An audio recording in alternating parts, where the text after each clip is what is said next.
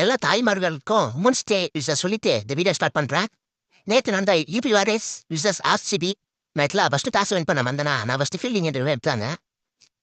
இவங்க என்ன கிரேஸ் ஹாரிஸும் ஜார்ஜாவாலும் சேர்ந்து ஃபர்ஸ்ட் 7 ஓவரில் 77 ரன் அடிச்சு பிரிச்சுட்டாங்க. நேற்று 2 சிங்கப்பெண்ணும் 170 ஸ்ட்ரைக் ரேட்ல ஆடி இருந்தாங்க. நம்ம மென்ஸ் டீம்ல இன்னும் 120 ஸ்ட்ரைக் ரேட்ல தான் ஆடுங்கிறாங்க சில பேர்லாம். சரி, அது அப்புறம் பேசுவோம்.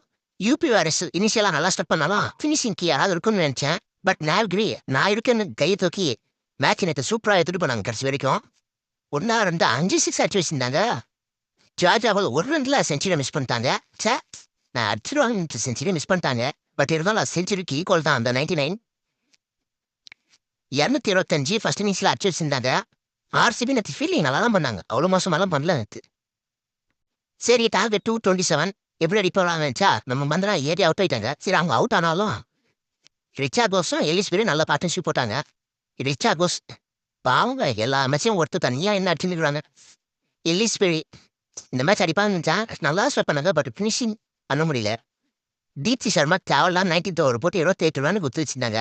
அதுவும் ஸ்னேகர் ராணா பிடிச்சி இங்கே போய் அடிச்சு ஃபர்ஸ்ட் ரன்னு. ராணா மட்டும் லாஸ்ட் பால்ல சிங்கிள் தட்டி யாரும் இருந்தா கண்டிப்பாக இந்த மேட்ச் ஆர்சிபி வின் பண்ணியிருப்பாங்க.